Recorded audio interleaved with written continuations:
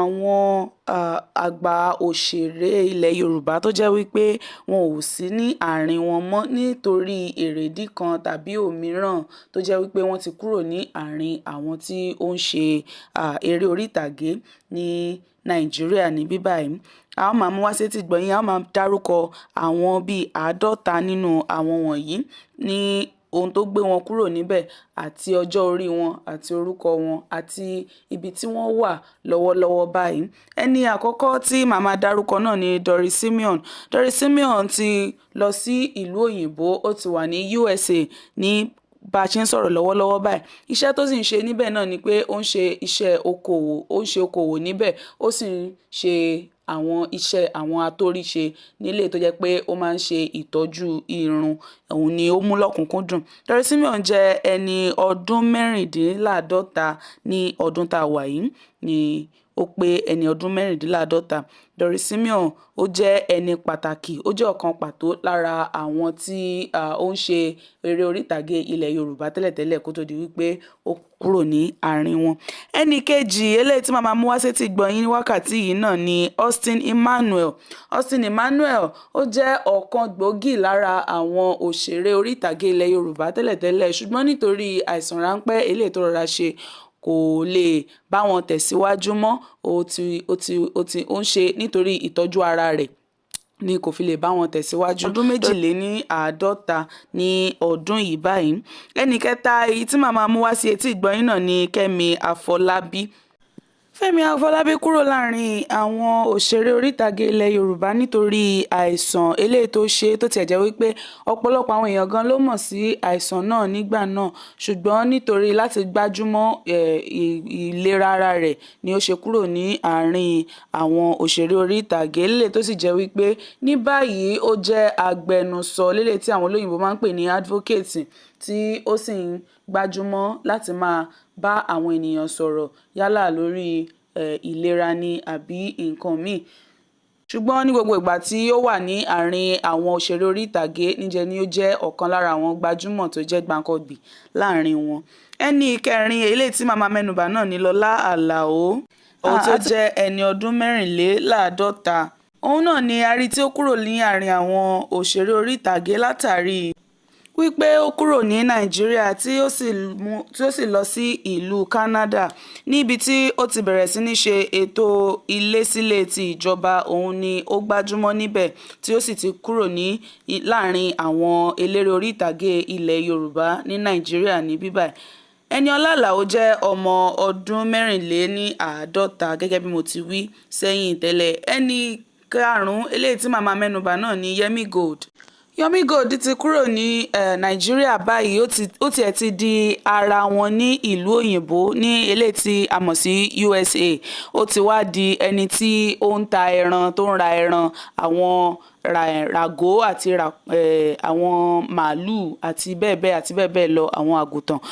Iṣẹ́ tí ó ń ṣe ní ìlú òyìnbó nìyẹn. Yemi Gold jẹ́ ọmọ ọdún 55 ní ọdún tí a wà yìí.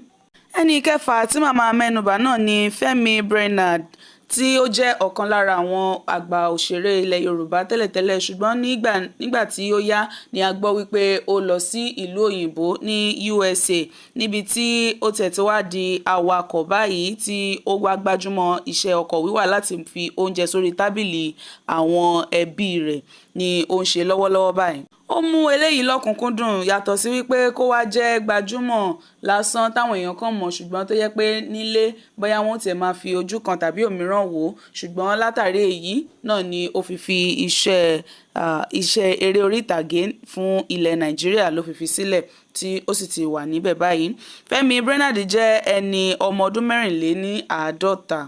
Ẹni keje tí màmá mẹ́nubà náà ni Yẹmí Amodu. Yẹmí Amodu kúrò ní àárín àwọn òṣèré orí ìtàgé, bó tilẹ̀ jẹ́ pé ó jẹ́ ọ̀kan pàtàkì, ó jẹ́ ọ̀kan gbàǹkangbì láàrin wọn kó tó di pé ó kúrò, ṣùgbọ́n ó kúrò ní àárín wọn látàrí wípé ó lọ sí inú òṣèlú ni ó ń ṣe lọ́wọ́lọ́wọ́ báyìí, tí ó sì tún mú iṣẹ́ ètò ẹ̀kọ́ ní ọ̀kúnkúndùn.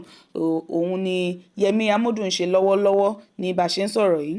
Yẹmí Amodu sì jẹ́ ọmọ ọdún 55. ní báyìí màmá gbé yín débẹ̀ ní ti ẹnìkẹjọ tí mo fẹ́ mẹ́nubà náà ni Kamilu Kompo eléyìí tí orúkọ rẹ̀ gangan jẹ́ Adékọ́lá Tìjání. Ọ̀pọ̀lọpọ̀ àwọn ènìyàn ni wọ́n lè mọ eléyìí nítorí pé ó jẹ́ aláwàdà gidigidi tí gbogbo àwọn ènìyàn sì fẹ́ràn ní inú àwọn òṣèré ilẹ̀ Yorùbá. Ṣùgbọ́n ní báyìí Kamilu Kompo ti wà ní Canada níbi tí ó ti gbájúmọ́ okòwò ṣíṣe. Òun ni ó gbájúmọ́ ní ìlú Canada báyìí tí ó sì ti fi iṣẹ́ eré orí ìtàgé sílẹ̀. Kamilu Kompo jẹ́ ọmọ ọdún 49. Ní báyìí mo bọ́ sórí ẹnì kẹsàn-án tí orúkọ rẹ̀ ń jẹ́ Razak Ajao tí àwọn olólùfẹ́ rẹ̀ tún máa ń pè ní Àrà Ọ̀sán. Àrà Ọ̀sán ó ti lọ sí ìlú New York báyìí. Ó tiẹ̀ wá kúrò nínú iṣẹ́ òṣèré orí ìtàgé pátápátá. Ó tiẹ̀ wá kúrò ní ọ̀nà rẹ̀ gan pátápátá. Níṣe ni ó ti di oníṣègùn òyìnbó tí wọ́n ń pè ní nọ́ọ̀sì báyìí.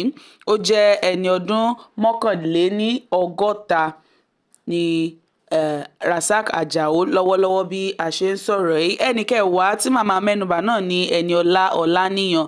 Ẹniọlá Ọláníyan kúrò ní inú àwọn òṣèré orí ìtàgé ṣùgbọ́n níṣe ni ó tẹ̀síwájú nípa ètò ẹ̀kọ́ rẹ̀ tí ó sì di dókítà ní ti ẹnu ètò ẹ̀kọ́ tí ó sì ti di olùkọ́ ní yunifásítì ní ilé tí àwọn olóyìnbó ń pè ní lecturer. Ó jẹ́ ẹni 50 ọdún. Ẹni kọkànlá èyí tí màmá mẹ́nubà náà ni Jeff Owólẹwà. Jeff Owólẹwà ó ti kúrò nínú ìṣeré orí ìtàgé ni ó bá bọ́ sí agbami okòwò ṣíṣe. Ó bọ́ sí agbami okòwò ṣíṣe. Òun náà pa ọ̀nà rẹ̀ dà kúrò ní inú àwọn tó ń ṣe eré lórí ìtàgé tó máa hàn ní orí ayélujára ni òun náà bá bọ́ sí abala okòwò ṣíṣe. Jeff Owólẹwà jẹ́ ẹni 50 ọdún. Ẹni kejìlá èyí tí màmá mẹ́nubà tí màmá dárúkọ náà ni Fúnṣọ́ Adéolú. Bó tiẹ̀ jẹ́ wípé Fúnṣọ́ Adéolú òun sì máa hàn lórí fọ́nrán wa lẹ́ẹ̀kọ̀ọ̀kan ṣùgbọ́n kì í ṣe bíi ti tẹ́lẹ̀ mọ́. Òun náà kì í ṣe pé ó fi gbogbo ara sí inú ìṣeré orí ìtàgé bíi ti tẹ́lẹ̀ mọ́ ṣùgbọ́n níṣe ni ó wá fara rẹ̀ jìn láti máa mú àwọn òṣèré tuntun tó ṣẹ̀ṣẹ̀ ń bọ̀ lẹ́yìn láti máa kọ́ wọn láti máa fi ẹsẹ̀ wọn lé ọ̀nà tó yẹ kí wọ́n ó tọ̀. Ó sì ń ṣeré o ṣùgbọ́n kì í ṣe wípé bíi ti tẹ́lẹ̀ bẹ́ẹ̀ yẹn mọ́ ṣùgbọ́n a gbọ́ wípé Fúnṣọ́ Adéolú jẹ́ ẹni ọdún 62 tí ó jẹ́ 58 years. Ní báyìí màmá mẹ́nubà ẹni kẹtàlá tí orúkọ rẹ̀ jẹ́ Ṣọlá Fósùdó. Ṣọlá Fósùdó ó ti kúrò ní ipa ti àwọn ìṣeré orí ìtàgé tó sì ti bọ́ sí ó ti wá di olùkọ́ àgbà ní iléèwé LASU ní eléyìí tí gbogbo àwọn èèyàn mọ̀ sí Lagos State University. Ó jẹ́ ẹni ọdún 52 tí àwọn olóyìnbó ń pè ní 68 years. Ní báyìí mo bọ́ sí ẹni kẹrìnlá tí orúkọ rẹ̀ ń jẹ́ Bíọ́lá Adékúnlé. Bíọ́lá Adékúnlé kúrò ní ibi ìṣeré orí ìtàgé láti mójútó ìdílé rẹ̀. Níṣe ni ó sì wá ń ṣe àwọn okòwò eléyìí tí kò tiẹ̀ wá jẹ́ kó hàn sí gbogbo ayé nítorí pé ó jẹ́ ẹni tí ó máa ń fi ọ̀rọ̀ ara rẹ̀ pamọ́. Kì í sábà gbé ọ̀rọ̀ ara rẹ̀ sí orí ayélujára. Bíọ́lá Adékúnlé jẹ́ ẹni ọdún 44. Ní báyìí mo bọ́ sí ẹni kẹẹ̀dógún tí orúkọ rẹ̀ ń jẹ́ Ọmọ́tọ́lá Jọládé.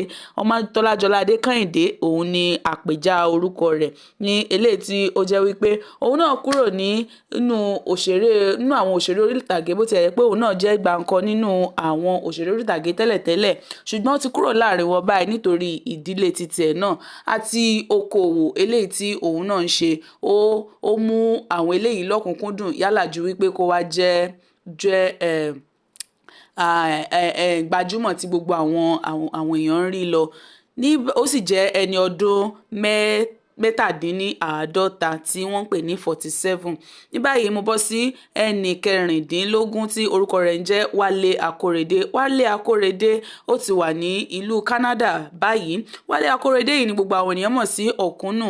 Ó wà ní Canada ṣùgbọ́n ó máa ń wálé lẹ́ẹ̀kọ̀ọ̀kan nígbà tí àwọn iṣẹ́ bá pè fún láti farahàn lórí ayélujára tàbí láti farahàn ní inú àwọn fọ́nrán kọ̀ọ̀kan ṣùgbọ́n kì í wá ṣe gbogbo ìgbà náà ni ó fi ń wálé mọ́.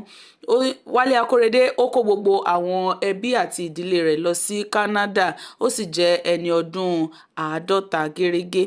Ẹni kẹtàdínlógún eléyìí tí màmá mẹ́nubà náà ni Bukky Wright. Bukky Wright tó tiẹ̀ jẹ́ pé arẹwà tiẹ̀ ni òun láàrin àwọn tó ń ṣe ìṣeré orí ìtàgé nígbà náà, ṣùgbọ́n báyìí o Bukky Wright náà ti kúrò láàrin wọn, ó ti mú ọ̀nà ibòmíì pọ̀n. Ní òun bá tiẹ̀ lọ gba iṣẹ́ ọ́fíìsì ní USA tiẹ̀ lòun kò tiẹ̀ bá wọn ṣe ìyẹn mọ́ rárá. Ó ti mú iṣẹ́ ọ́fíìsì ní USA, ó ti mú ní ọ̀kúnkúndùn, yàtọ̀ sí wípé kó máa farahàn ní orí ayélujára mọ́.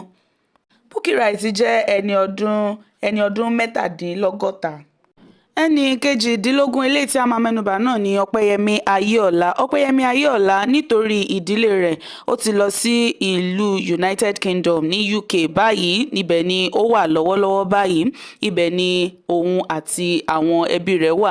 Nítorí ìdí èyí ni ó ṣe kúrò ní àárín àwọn òṣèré orí ìtàgé ṣùgbọ́n nígbà tí ó wà láàrin wọn ó jẹ́ ọ̀kan pàtàkì láàrin àwọn òṣèré orí ìtàgé náà.